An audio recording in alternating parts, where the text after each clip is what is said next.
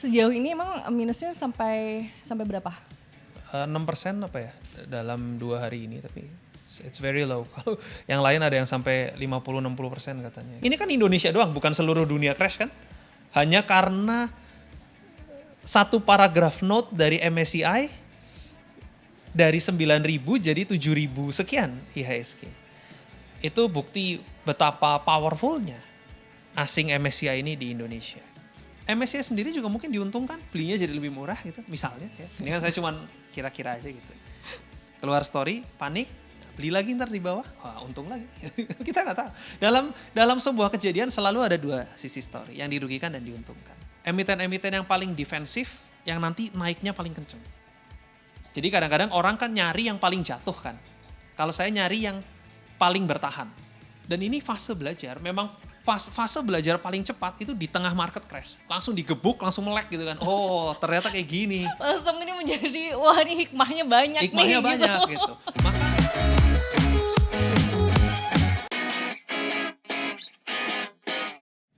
Hai Cionomics di sini, apa kabarnya di sana? Apakah ada yang sedang lagi cenat-cenut melihat market saat ini? Ya udah langsung aja yuk kita curcol bareng dengan sosok yang satu ini. Sudah ada Kevin Hendrawan di sini. Halo. Terima kasih banyak sudah hadir. Terima kasih banyak sudah diundang. Cionomics Liputan 6 ya. Thank you. Kan yang lain nih kayaknya lagi heboh, kepala pusing, nyut-nyutan gitu ya. Yeah. Kalau seorang Kevin Hendrawan gimana sih dengan situasi market saat ini? Biasa-biasa saja, tapi pertama saya simpati dulu, turut bersimpati terhadap teman-teman yang sekarang lagi kebanting di market, ya pasti pusing. Kalau saya pribadi ya menanggapinya biasa-biasa saja. Saya kebetulan beruntung agak-agak terhindar dari kejatuhan ini, ada minus sedikit tapi kecil sekali, jadi saya nggak terdampak yang luar biasa lah, dari sini masih biasa-biasa aja. Yang lain lebih parah, dan ini bukan crash pertama saya udah ngalamin beberapa kali juga. Jadi memang berulang seperti ini terus. Jadi gimana komentarnya ya? Saya cuman Bingung. bersimpati aja, tapi memang begini. Jadi buat teman-teman yang baru masuk ke pasar saham di tahun kemarin atau tahun ini, ya selamat datang. Inilah realita market yang selama ini di YouTube channel saya selalu ngomong tiap hari gitu. Ya memang begini gitu. Sejauh ini emang minusnya sampai berapa? Kalau di market atau saya? Di market untuk Kak Kevin pribadi nih. Oh, saya sendiri nggak nyampe 10%.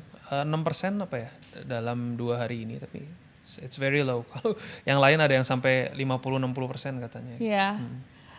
Ya pokoknya heboh banget gitu kan. Iya. Emang foto dari Kak Kevin kalau kita boleh tahu, itu lagi pegang apa aja sih? Nggak banyak, banyakan cashnya, dan masih ada beberapa blue chip karena kan saya ada AI yang menghandle, dan itu juga nggak tergerus, bahkan beberapa masih ada yang dalam posisi profit. Kebanyakan cash. Saham Konglo sudah keluar beberapa, saya udah ada take profit dari situ, dan sekarang ya posisinya wait and see. Sekarang semua orang pasti wait and see lah. Ada yang keseret turun, ada yang mungkin pas kebetulan pegang cash dia wait and see. Posisi sekarang nggak ada yang tahu soalnya. Ya. Oh berarti dari sebelum pengumuman MSCI ini Kak Kevin tuh udah mulai exit di beberapa, atau waktu itu kayak gimana sampai akhirnya bisa meminimalisir nih? Sebetulnya sudah ada beberapa pertandanya, tapi again saya bukan pakar saham, saya cuma kebetulan aja. Sharing ya, beruntung kita sudah di sini ya, sharing disclaimer aja. juga, saya nggak nyuruh kamu beli ataupun jualan. Ada pertandanya sebetulnya. Kalau kita lihat dari minggu lalu gitu, asing sudah mulai keluar di big banks, dan volumenya cukup lebih sedikit besar daripada biasanya. Dan kita semua sebetulnya sudah mengerti bahwa MSCI ini akan merubah aturan berdasarkan diskusi, dan MSCI sudah pernah mengumumkan juga di bulan November ini kayaknya Indonesia mau berubah nih gitu. Dan begitu keluar pengumumannya, memang MSCI juga sudah memberitahu bahwa akhir Januari akan ada pengumuman. Jadi sebetulnya ini sudah ya sedikit banyak, kalau yang menangkap clue-cluenya ada pertandanya sebetulnya gitu. Jadi nggak tiba-tiba ceder keluar gitu. Sebenarnya udah ada peringatannya. Cuman memang kalau menurut saya reaksi dari market ini berlebihan ya. Maksudnya karena sebetulnya MSCI-nya sendiri itu kan baru akan mengubah dan menerapkan itu di bulan Mei. Februari besok yes memang ada yang di freeze, free float-nya ditahan dan segala macam, tapi sebetulnya di Februari ya masih relatively cukup normal meskipun tidak ada penambahan konstituen baru seperti itu. Reaksi pasar berlebihan tuh maksudnya kayak gimana? Ya kan MSCI itu kan baru memberikan semacam request lah atau peringatan, nanti lu kalau misalnya nggak ngikutin begini bisa di downgrade ke frontier market loh, yang mana itu di bawahnya emerging market. Nah diperkirakan ada outflow yang besar, tapi kan belum terjadi. Terjadinya bulan Mei kan sebetulnya. Nah tapi karena ya mungkin ada kepanikan, takut, karena kan MSCI itu kan besar sekali. Ya, dan Jadi pada kabur duluan gitu.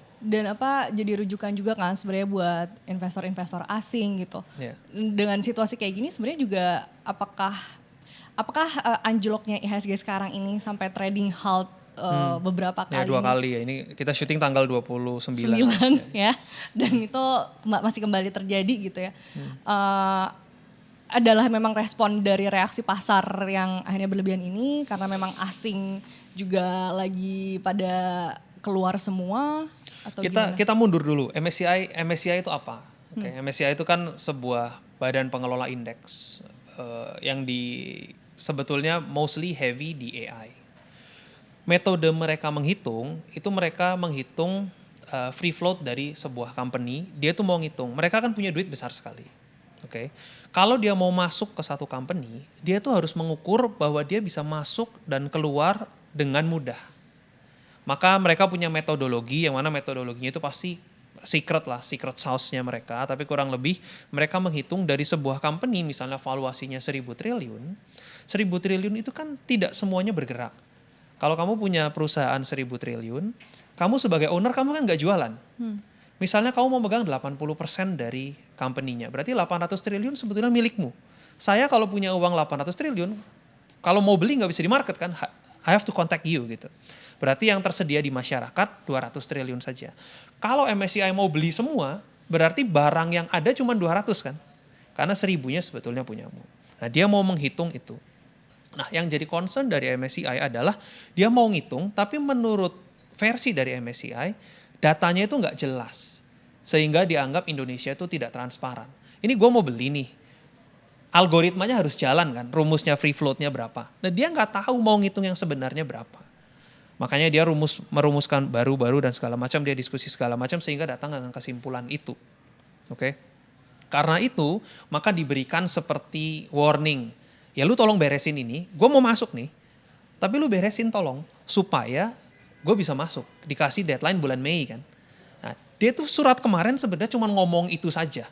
Lalu market udah panik kan. Dia belum ngapa-ngapain nih, baru ngomong, nih kalau lu nggak ngitung gue downgrade loh. Nah kalau downgrade potensi keluarnya itu kan besar sekali. Katanya kalau saya baca artikel diperkirakan 60 miliar dolar, which is itu besar sekali. Nah itu yang sekarang sedang diupayakan oleh para pihak-pihak yang berwenang. Kalau saya lihat sih tanggapannya positif. Begitu MSCI sudah mendapatkan apa yang dia mau, dia mendapatkan kejelasan, menurut saya ya harusnya normal-normal dan baik-baik saja. Again, saya melihat ini positif. Kita kan harus optimis kan. Kalau mau takut ya sampai kapanpun takut gitu. Karena biasanya kalau lagi ada crash begini, lihat berita, 100% beritanya negatif semua. Jadi itu udah terjadi berkali-kali. 2008 kayak gitu, 2018 begitu, 2020. Sekarang lagi. Nanti biasanya dari MSCI, dia downgrade ataupun dia kasih begini, yang lain akan ngikut, asing-asing yang lain akan ngikut. Dan hari ini kalau nggak salah ada Goldman, ada UBS juga ada downgrade segala macam. Besok mungkin ada lagi, semuanya akan begini. Nanti begitu positif, semuanya positif. Gitu. Kita tinggal lihat aja dari sebuah kejadian, itu selalu ada dua sisi. Siapa yang dirugikan dan siapa yang diuntungkan.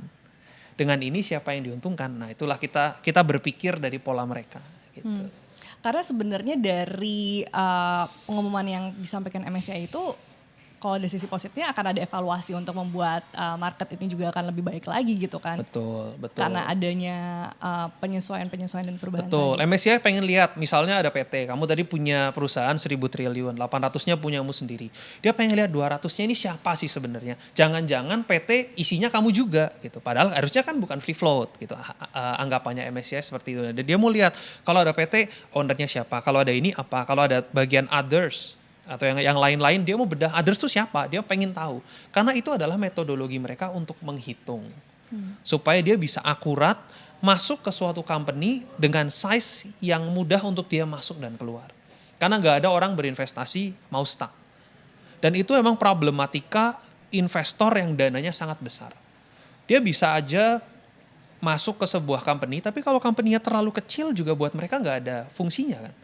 Misalnya ada sebuah punya dana kelolaan 10.000 triliun gitu. Ada perusahaan bagus banget tapi nilainya cuma 1 triliun.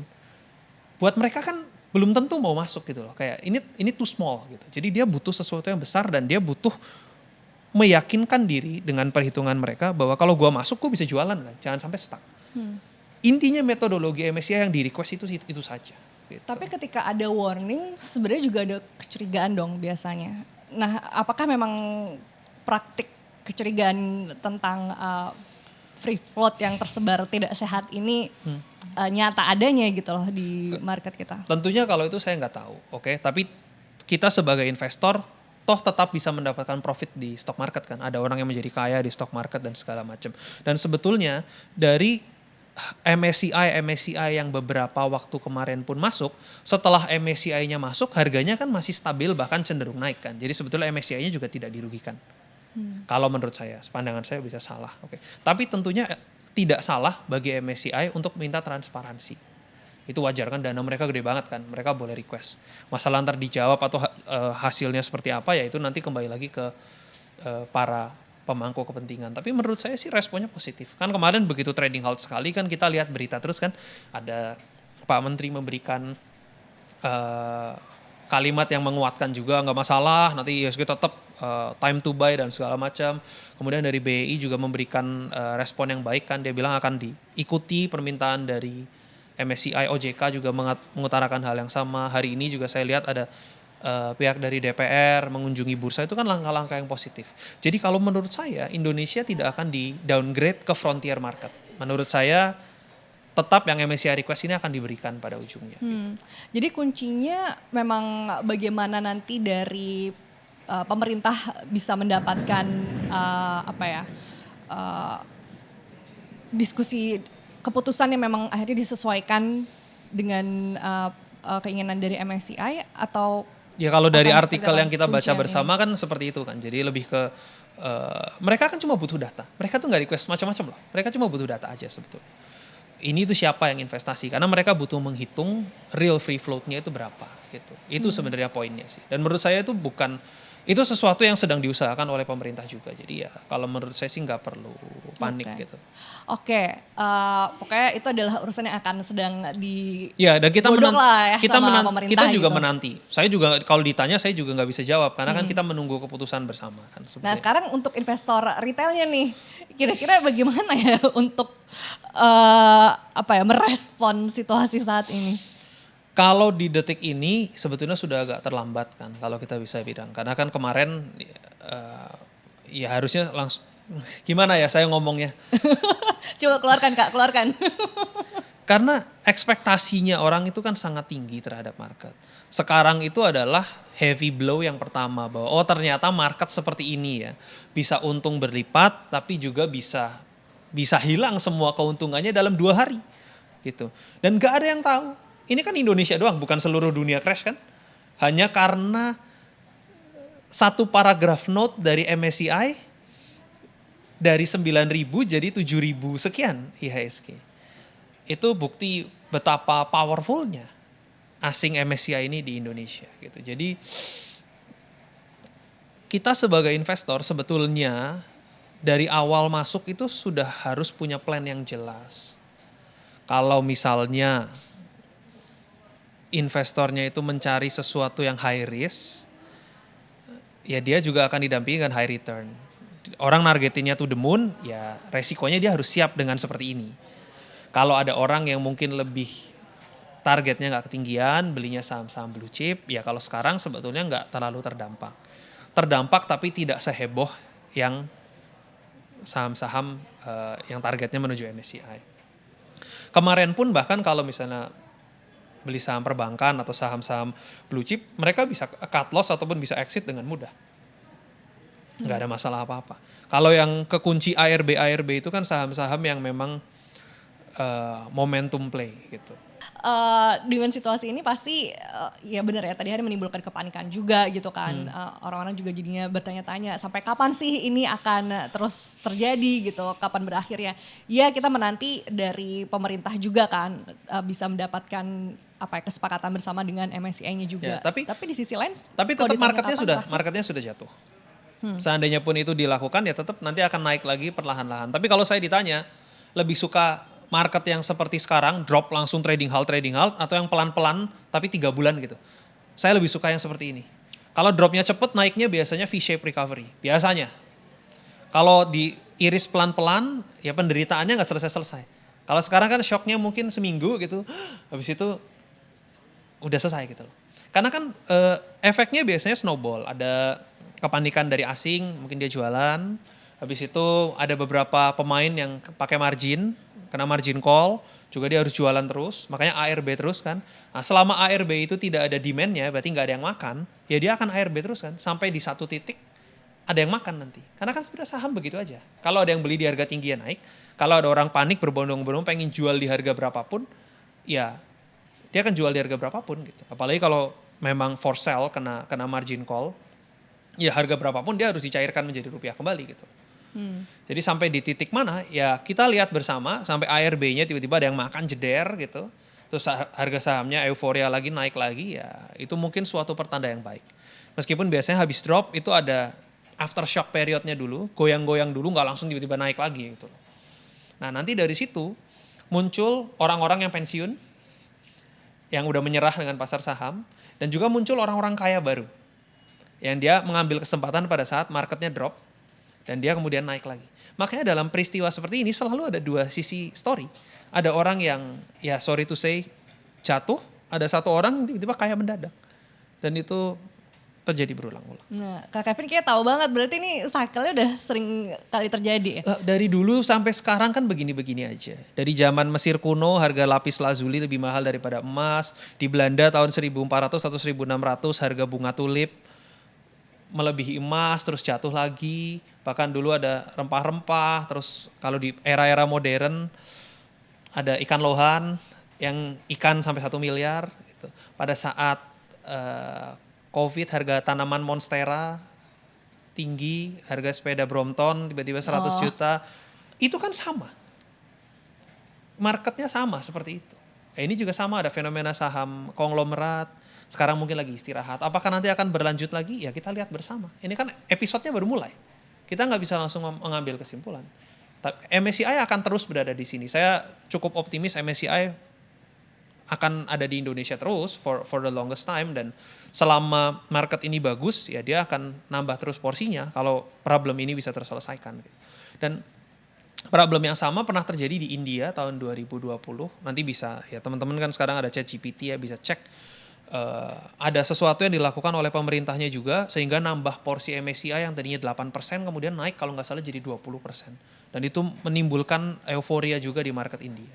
Nah, mudah-mudahan eksekusi dari deal-dealan ini dengan MSCI berhasil baik juga seperti market India karena udah ada contohnya. Jadi ini bukan Indonesia yang pertama kali gitu. Ya, dan dengan solusi dari yang India lakukan itu dia bisa keluar gitu ya dari masalah. Ya, dia bisa mendapatkan apa yang dia mau gitu. dan mendapatkan transparansi dan kepercayaannya terhadap Indonesia juga kembali lagi. Dan kalau ngomongin Konglo iya, apakah dengan adanya situasi saat ini era Konglo udah akan berakhir kah atau nggak tahu? Itu Kevin sesuatu gimana? yang kita lihat bersama. Kita kalau gini, di market itu tidak ada yang pasti. Kalau ada orang yang bisa menjanjikan sesuatu atau bilang sesuatu itu pasti terjadi, ya biasanya sih bohong. Kita kalau lihat, ini kan episode lagi berjalan. Kamu nonton video.com misalnya, karena ini MTech. Baru episode 2 gitu. Kamu nggak bisa menyimpulkan episode 10, karakter utamanya mati, menikah, atau cerai, atau selingkuh gitu kan. Ya kita ikuti bersama. Sama di market tuh juga seperti itu. Nggak bisa kita terlalu cepat mengambil kesimpulan. Saya pernah bahas juga di YouTube channel saya nggak percaya prediksi market. Siapa yang tahu hari ini atau kemarin market crash? Nggak ada yang tahu. Orang cuman bisa kira-kira menganalisa. Kalau saya mengakui saya beruntung aja. Saya juga bukan Tuhan, saya nggak tahu MSCI tiba-tiba mau nulis satu paragraf tanggal 27 malam atau 28 pagi terus tiba-tiba hancur semua. Nggak ada yang tahu.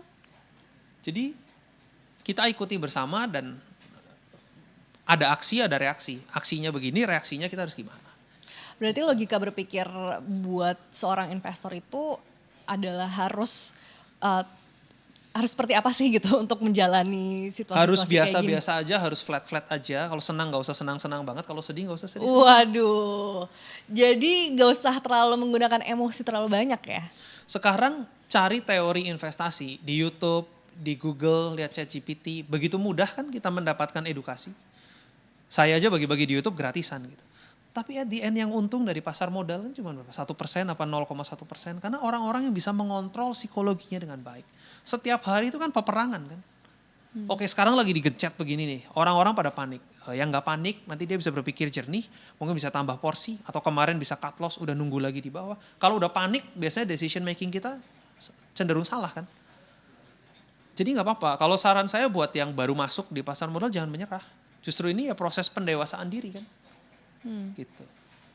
Oke, menarik ya. Karena sebelumnya aku juga sempat, correct me if I'm wrong ya, waktu itu Kak Kevin sempat ngomong tentang era bahwa kita harus selalu adaptif dengan situasi market. Ada saatnya situasi market itu adalah fundamental following pricing. Iya. Waktu sempat ngobrol juga, Iya. sempat jelasin juga tentang itu. Ada yang pricing follow fundamental kayak gitu-gitu. Gitu. Iya. Kalau gitu sekarang ya gimana nih dengan adanya perubahan situasi saat ini? Apakah Ya, biasanya permainannya juga yang digaungkan berubah? lagi habis market crash itu selalu adalah fundamental play.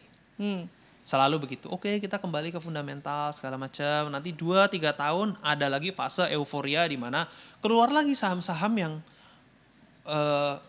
yang sakti-sakti yang bisa untung berapa ratus persen, mungkin aja terjadi lagi. Tinggal kita sebagai investor memilih kan, kita mau ikut apa enggak. Itu sesuai dengan risk appetite masing-masing. Nanti dari saham yang naik tinggi sekali sampai kemudian jatuh lagi, muncul orang-orang kaya baru, muncul orang-orang yang jatuh. Dan selalu seperti itu kan. Karena ujung-ujungnya keserakan masing-masing. Kita bisa bilang saham konglomerasi hari ini jatuh. Kita misalnya lihat saham PTRO hari ini di saat kita syuting jadi 6.500. Tapi saham PTRO itu kan dari 100 perak. Kalau kamu yang beli dari bawah sampai sekarang masih untung 60 kali lipat. Kenapa teriak-teriak gitu? Yang teriak-teriak mungkin yang beli di 12.000. Kalau yang beli di 12.000, ya berarti kan analisanya bagaimana? Bagaimana sebuah saham udah naik dari 100 misalnya ke 12.000, terus ada orang yang bilang, wah ini murah gitu. Dasar berpikirnya di mana gitu. Itu yang kita harus amati bersama. Kalau sudah tinggi kan ya sudah jangan dikejar. Karena kan akan selalu ada kereta baru. Emiten ada 900, berarti ada 900 story yang berbeda. Apakah hari ini market crash, ini kan mini market crash lokal, Indonesia doang. Apakah semua saham tiarap? Ya mungkin ada aja 1-2 yang mungkin hijau, kita nggak tahu. Ya cycle-nya seperti itu. Jadi kalau tanya ke saya ini orang yang flat-flat saja gitu. Ya emang kayak gini, inilah musimnya. Dan dari sini nanti muncul orang-orang kaya baru. Karena crash habis itu recover lagi. Gitu. Akan rebound juga gitu ya semuanya. Kalau kita berpikir optimis. Bahkan nanti MSCI sendiri juga mungkin diuntungkan, belinya jadi lebih murah gitu, misalnya ya. Ini kan saya cuman kira-kira aja gitu. Keluar story, panik, beli lagi ntar di bawah, wah untung lagi. Kita nggak tahu. Dalam sebuah kejadian selalu ada dua sisi story, yang dirugikan dan diuntungkan. Iya. Gitu. Ya bisa jadi ya mungkin asing pun ya sekarang lagi membeli saham-saham yang potensial juga gitu. Dan kalau di situasi kayak gini ada nggak sih ciri-ciri saham emiten saham yang mungkin juga potensial gitu untuk kalau saya akan melihat dibeli? Sesuatu yang story-nya itu masih berjalan satu, atau sesuatu yang mungkin secara global sebetulnya emiten ini lagi diuntungkan. Maka saya ketika nanti sudah time to buy, entah kapan, jangan tanya saya nggak bisa menyarankan teman-teman. Saya akan beli emiten-emiten tersebut. Dan biasanya emiten-emiten yang paling defensif yang nanti naiknya paling kenceng. Jadi kadang-kadang orang kan nyari yang paling jatuh kan. Kalau saya nyari yang paling bertahan. Karena yang bertahan itu yang kuat, nanti ketika udah recover dia yang naiknya paling cepat. Biasanya begitu. Bisa aja saya salah, saya cuman investor jalanan. Oke. Saham-saham yang mempunyai defense yang kuat gitu ya. Yes. Ya, dan itu tidak, ya bisa jadi itu ada saham-saham konglo juga kah di situ? Mungkin aja. Saham-saham konglo kan bukan berarti sahamnya jelek loh. Jangan salah, itu Konglo kan hanya owner kan. Jadi jangan dikategorikan bahwa kalau ada saham Konglo berarti sahamnya itu saham gorengan. Bukan.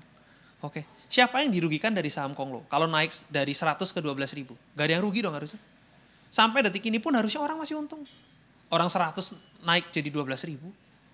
Jadi jangan di-blame serta-merta, oh ini gara-gara saham Konglo. Enggak sih. Iya. Gitu. Bahkan perbankan malah yang turunnya paling banyak. Naik nggak ikut naik, turun ikut turun gitu kan. Ya semua emang kalau lagi market gini kita nggak bisa menyalahkan siapapun. Ya kita lihat kondisinya seperti ini, beradaptasilah dengan ini. Ya kita harus punya plan dari awal. Kalau orang yang sudah punya trading plan sebetulnya nggak terjebak amat gitu. Rugi semua orang rugi, orang semuanya lagi merah kebakaran gitu kan. Cuman ada orang yang ruginya banget, ada yang bangkrut, ada yang ya rugi 5%, 6%, 10%, oke lah gitu. Nanti kan recover lagi cepat. Gitu. Ya. Kalau Kak Kevin ada trading plan-nya seperti apa? Setiap saham beda-beda. Setiap story beda-beda. Jadi pertanyaanmu itu saya nggak bisa jawab nih tradingnya pasti ini. Karena again, nggak ada yang pasti kan di pasar modal. Kalau pasti semua orang jadi 9 naga, nggak 9 lagi jadi 200 juta naga, semua orang jadi naga. Memang investing is an art. Seperti kamu melukis gitu. Ya kamu bisa belajar teori, oke mungkin catnya dicampur sama ini, materialnya pakai ini, kanvasnya pakai ini. Tapi at the end it's your creativity dan your art gitu kan. Mengerti bahwa ini akan untung apa enggak gitu. Bahkan ada saham jatuh, ada yang melihat ini ketakutan, ada yang melihat ini potensi kan. Jadi selalu ada dua sisi. Dan ini fase belajar, memang fase belajar paling cepat itu di tengah market crash. Langsung digebuk, langsung melek gitu kan. Oh ternyata kayak gini. Langsung ini menjadi, wah ini hikmahnya banyak Hikmahnya nih. banyak gitu. Maka akan muncul dua tipe manusia yang menyerah, aduh kayaknya ini bukan buat gua lagi nih. Ada juga orang yang mempelajari kesalahan ini, habis itu jadi lebih waras. Tadinya masuk kan pengennya investasi 1 juta rupiah, besoknya beli mobil balap misalnya gitu kan. Tapi ternyata dia dihajar bahwa oh ternyata market nih nggak seperti ini ya. Bisa untung nggak bisa, tapi ternyata yang bikin kalah biasanya keserakahannya sendiri. Gitu. Karena tadi kan Kak Kevin bilang ini adalah cycle yang terus berulang gitu. Ngerasa pernah dejavu nggak sih dengan situasi kayak gini? Mungkin pernah Iya, di tahun berapa paling gitu? dekat pada saat COVID kemarin. 2008 pada saat itu saya masih lagi belajar saham. Jadi pas kebetulan belajar saya juga 2018, 2008? 2008 belajar, 2018 pernah terjadi juga. Oh, Kayak gini oke. juga, tapi lebih short. 2008 pas lagi begini juga orang ya panik-panik juga. Tapi kalau yang di zaman digital kita bisa lihat 2020 di mana rekapan beritanya kan ada. Kalau kamu scroll berita di tahun 2020 awal-awal bulan Maret mungkin atau bulan April, semua beritanya negatif. Panik. Habis itu 2021 euforia. Beritanya nyari berita apapun bagus. Orang pencet cap cip juga untung semua pada saat itu saham. Nah ini sama, sekarang kalau lihat berita ya pokoknya jelek terus. Besok mungkin ada apa lagi, besok ada apa lagi ya. Kalau saya masuk keluar aja lagi gitu. Kayak ya emang begini gitu. Nah itu yang aku pengen tahu ketika di momen 2020 yang crash. 2018 ya? 2018 yang 2020 lah. 2020 kita yang paling bicara yang crash. COVID kan berasa sekali. Saat itu pelajaran apa yang Kak Kevin dapat dan apa yang bisa di-sharing juga ke kita gitu biar mungkin Saya nggak kena soalnya. oh 2019 saya beruntung lagi. hokinya gede nih Kak Kevin. Ya saya harus akui, saya orang beruntung. 2019 kalau mau ceritanya, tapi ini mungkin nggak nyambung dengan ekonomi ya. Ibu saya patah tulang. Terus saya harus ya ngurusin pengobatan ibu saya. 2019 akhir portonya saya jual semua 100% cash. Terus saya ngurusin ibu saya karena saya tahu nggak bisa banyak liatin layar gitu karena ya ibu saya patah tulang terus harus penyembuhan dan lain-lain saya harus bantu. Habis itu market crash. Saya cash semua. Ya beruntung kan maksudnya itu kalau nggak terjadi itu mungkin juga ya saya kebanting market crash gitu. Tapi pada saat itu trading halt juga.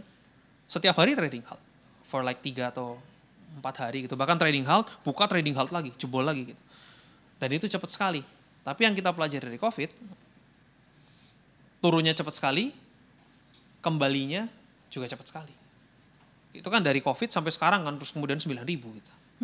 Nah ini sekarang drop lagi. Cepat sekali kan dari 9.000 ke 7.000. Saya nggak tahu besok apakah trading halt lagi, saya nggak tahu. Kalau saya punya feeling loh ya, bukan analisa. Mungkin minggu depan hari Rabu, Kamis gitu udah mulai stabilize, tapi masih choppy dampaknya gitu. Nah jadi yang bisa dipelajari apa kalau pertanyaannya? Gak ada yang instan, semuanya proses. Kita harus banyak-banyak belajar dan di pasar modal itu Belajarnya nggak selesai-selesai. Tiap hari ada hal baru. 2 hari yang lalu sampai sekarang kondisinya beda. 2 hari yang lalu orang masih euforia, sekarang orang nangis-nangis kan. Hanya dengan 2 kali 24 jam, everything can change. Itulah pasar modal. Unpredictability-nya sangat-sangat tinggi.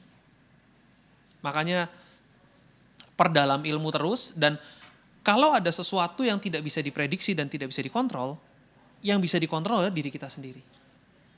Orang kalau mau jago investasi banyak-banyak meditasi. Serius.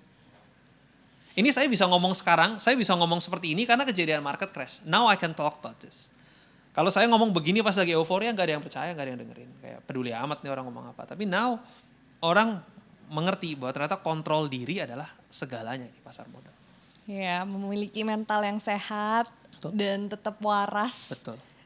Itu sangat dibutuhkan sih. Betul. Kalau ada saham naik dari 100 ke 13.000 seperti PTRO, kalau ada orang yang rugi, aneh nggak?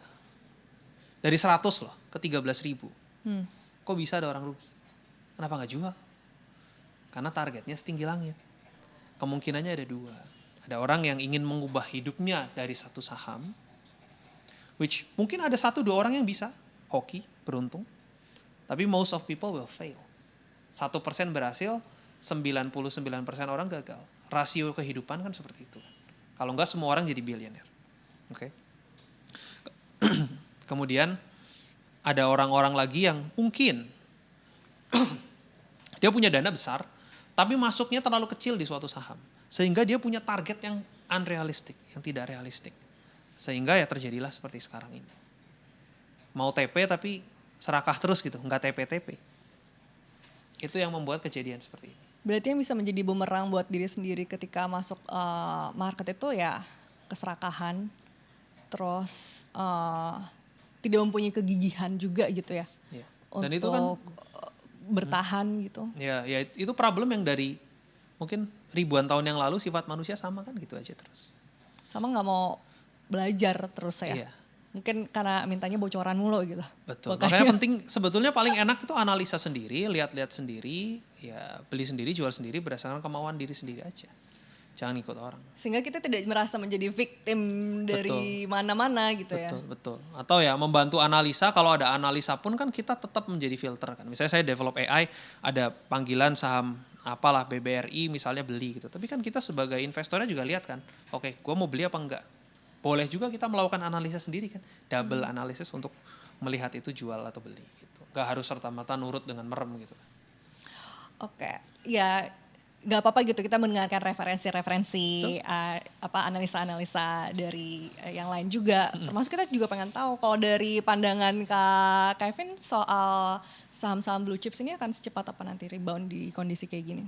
Gak tahu saya. Jadi kalau manggil saya ke sini, saya nggak akan sok jadi dukun dan ngomong, wah besok, saya nggak akan ngomong kayak gitulah. Kita lihat aja, amati terus. Kalau emang sudah waktunya rebound ya kita beli. Kalau belum ya kita wait and see gitu aja. Yang jelas indikatornya kan jelas. Ada margin call, ada orang panik, ARB terus sahamnya. Sampai kapan? Ya sampai ARB-nya ada yang beli. Kalau enggak kan ARB terus kan, sampai ada orang yang merasa bahwa ini sudah murah, lalu dia sikat semua ARB-nya dia buka, ya kembali lagi jalan itu market gitu. Dan tiap saham secara individu beda-beda kan. Ada yang gerak duluan, ada yang geraknya terlambat. Ada yang mungkin fundamentalnya lebih baik sehingga ya mungkin ARB-nya cuma sekali 2 kali, habis itu besok udah normal lagi. Ada yang mungkin sangat-sangat over value, ARB-nya terus seminggu, possible nggak? Possible. Anything is possible in the market. Ya. Dan ketika memang orang bilang bahwa wah ini udah kalau situasi kayak gini saatnya kita tadi balik lagi ke fundamental aja nih. Nah itu sebenarnya kembalikan lagi ke style masing-masing juga gitu ya. Style masing-masing. Ada orang yang nggak suka nanti tetap kembali ke saham-saham yang resiko tinggi karena emang appetite dia tinggi, ya boleh aja silahkan. Orang di sebuah lautan ada yang mancing, ada nelayan yang menjala ikan, ada orang main jet ski, ada orang main banana boat, ada orang main parasailing, ada orang diving. Di laut yang sama, kegiatan orang bisa beda-beda kan. Di market juga sama. Ada orang yang investasi jangka panjang, ada yang reksadana aja, diam-diam aja. Ada yang scalping, ada yang trading, ada yang sekarang analisa transaksi dan segala macam. Boleh aja kan, nggak ada yang salah. Saya nggak pernah menyalahkan ataupun membenarkan satu metode atau satu jurus itu benar atau salah. Tergantung orangnya bisa apa enggak kan. Mbak, misalnya kamu suka main gitar gitu. Kenapa nggak main piano? Sukanya gitar. There's no right, there's no wrong. Kalau seorang Kevin lebih stylenya kemana? Saya ngikutin momentum. Saya tetap heavy di size saya banyak. Di size saya mungkin bisa masuknya tertentu saja. Kebanyakan blue chip lagi. Tapi kalau ada momentum play, saya ikut dengan budget yang saya sesuaikan dengan muatnya saham itu berapa. Gitu. Karena kan saya setiap hari anyway dagangan saya dagangan saham gitu. Jadi setiap hari saya pasti dengar informasi mengenai saham dan berita itu jalan terus. Makanya kalau ada apa, ini kayaknya ada potensi ya saya hajar juga saham. Again, flexible. Ya, dan pastikan emang kalian paham aja gitu, tahu apa yang emang kalian lagi mainkan gitu, Betul. lakukan gitu ya. Betul. Dan itu pun targetnya terukur. Kalau sudah saya rasa cukup, ya udah saya jual, udah selesai. Nggak FOMO lagi gitu. Karena saya selalu pikir bahwa akan selalu ada kereta baru, saham 900 kok. Sekarang mungkin story-nya konglomerasi atau apa. Tahun depan bisa aja story-nya lain lagi kan. Ya tinggal ikut. Berarti adaptif sangat dibutuhkan ya Pasti. dalam bermain stocks ini. Nggak bisa kaku, harus memang adaptif terus. Tapi kita harus tahu apa yang kita lakukan gitu loh. Jangan cuma merem. Gitu. Nah, untuk Kak Kevin sendiri itu akhirnya tadi kan disebutkan dari tahun 2008 ya Belajarnya ya. belajarnya. Kenapa akhirnya tertarik untuk terjun ke stocks ini? Terus sampai akhirnya tadi juga ngedevelop beberapa bisnis yang juga seputar berkaitan dengan ini gitu. Karena saya lihat banyak orang kayanya karena saham. Saya orang nggak terlalu banyak pusing-pusing. Oh orang kaya ternyata begitu, ya udah kita ikut aja gitu.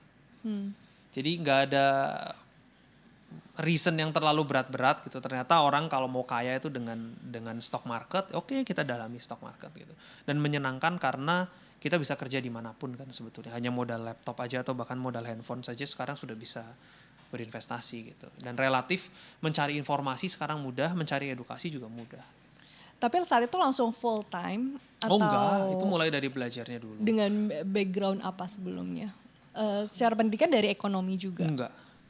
Saya lulusan perhotelan. Nggak nyambung kan? Wow. Cuman ya hidup membawa saya ke sini. Dan ya itu tandanya juga belajar market bisa dari siapa aja kan dari dengan saja. background apa Betul. aja. Cuman pada saat itu kan terbatas. 2008 saya masih SMA, saya belajar dengan modal yang betul-betul seadanya dan bahkan saya belum beli yang terlalu gimana lah. Cuman ini ternyata bid offer, belajar chart pelan-pelan. Terus saya seriusi, kemudian kan saya berkarir juga jadi YouTuber. Setelah berkarir dari situ saya mungkin punya dana yang lebih cukup untuk bisa berinvestasi di pasar modal, baru saya keluar dari YouTube, saya full time jadi investor. Iya, gitu. Dengan suka sharing-sharing juga kan, edukasi. Dalam beberapa bulan terakhir ya. Dalam beberapa bulan terakhir. Mengingatkan para investor retail untuk belajar terus, tidak sombong, jangan jumawa. Tapi kenapa disclaimer-nya harus selalu investor 500 juta ke Karena Kevin? menurut saya kalau modalnya terlalu kecil itu nggak akan berdampak apa-apa. Karena banyak orang yang terburu-buru ingin menjadi full time investor, tapi sebetulnya dananya masih belum mencukupi untuk kita hidup. Idealnya hidup itu sudah aman dulu, baru kita memberanikan diri untuk terjun, oke, gue jadi full time investor. Kalau seandainya kamu start dengan dana 10 juta rupiah, apa nggak lebih baik kejar karir dulu aja supaya gajinya lebih tinggi atau bisnisnya lebih baik? Kan masih bisa banyak cara untuk mendapatkan 10 juta per bulan dibandingkan dengan market. Karena market ini juga tidak mudah. Kalimat tidak mudah ini mungkin para penonton hari ini sudah menyadari, oh iya emang gak mudah. Ngumpulin untung 1 tahun hilang dalam 2 hari probably. Langsung ditampar dengan kenyataan ya. Jadi kalimat saya ini mungkin lebih mudah dicerna sekarang karena ya welcome, gitu. Inilah saham gitu. Welcome to the club. Welcome to the club. Memang kayak gini. Iya. Gitu. Oh, jadi menurut Kak Kevin itu adalah range atau budget yang kayaknya lebih masuk akal gitu ya. Masuk akal. Untuk kita bisa full time ya. Betul. Jadi nggak buka kelas nih Kak Kevin? Ya karena edukasinya gratis gitu. Saya berbagi aja apa yang saya tahu. Gak mau kelas berbayar ya Kak Kevin ya? Enggak.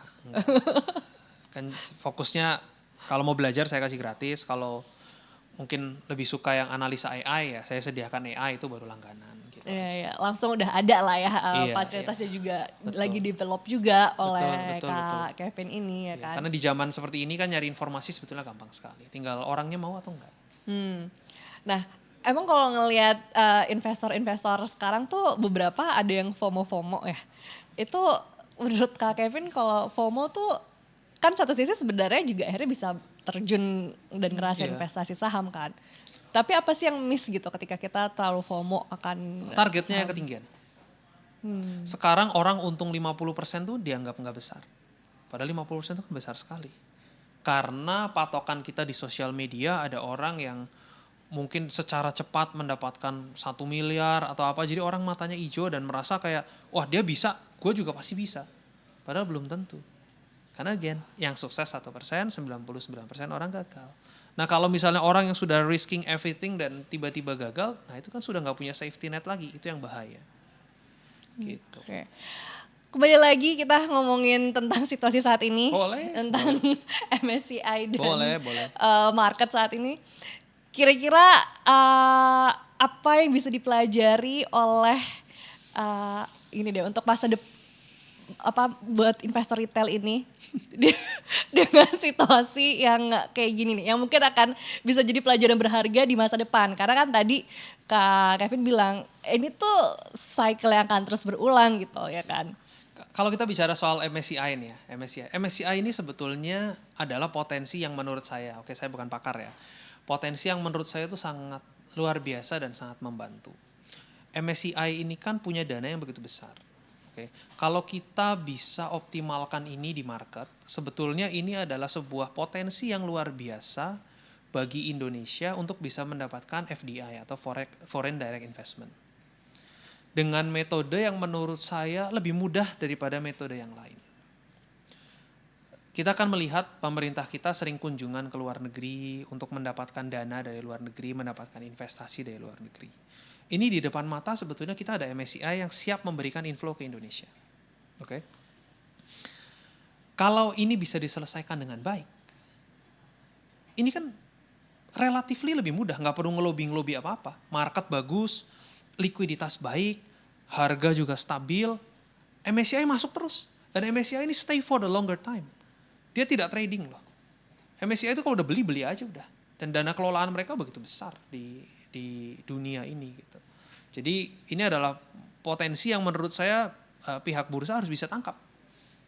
Gitu. Jadi permudahlah MSCI untuk masuk ke Indonesia. Orang mau kasih duit masa nggak dipermudah gitu. Itu pendapat saya pribadi, pendapat orang awam gitu lah bisa dibilang.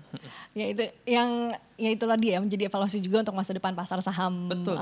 di Indonesia Betul. Dan sendiri. itu sudah potensi itu ditangkap oleh India dengan relatively very good gitu. Jadi harusnya Indonesia bisa ke arah sana, MSCI-nya bisa porsinya itu besar. Sekarang kan cuma 1% atau 1,2%, sedangkan India 20% gitu. Jauh banget. Kita punya potensi yang jauh lebih besar, inflow yang lebih masif, sebetulnya itu bisa. Gitu. Oke, kalau untuk investor retailnya sendiri, kira-kira akan menjadi proses pendewasaan yang seperti apa dengan situasi saat ini? Bahwa situasi bisa berubah kapanpun. Hari ini bisa euforia, besok sudah berubah menjadi fear. Kalau detik ini, kalau ada meteran ketakutan mungkin udah mentok gitu ya. Takut banget. Nanti lama-lama berkurang, nanti jadi euforik lagi. Gitu aja. Nah, kalau market yang tidak bisa dikontrol, yang bisa dikontrol diri kita sendiri. So, secara psikologi, secara mental kita harus kuat. Ibarat laut yang begitu keras gitu, kita harus bisa santai. Ibarat di tengah ada kebakaran kita bisa meditasi. Itu orang-orang yang akan untung di market. Aduh, kayaknya gampang banget ya untuk kayaknya emang sih semuanya pasti bilangnya tenang gitu kan. Tapi kan terkadang kalau yang sudah terjebak di market gitu. oleh saham yang ARB kekunci, memang there's nothing you can do. Cuman bisa mengambil hikmah dari kesalahannya. Nggak bisa apa-apa kan, nggak bisa cut loss. Karena ARB. Mudah-mudahan dari situ bisa diambil hikmahnya sesuatu. Memang market itu tidak sesuai dengan ekspektasi kita. Dan apa yang kita mau, market itu nggak peduli.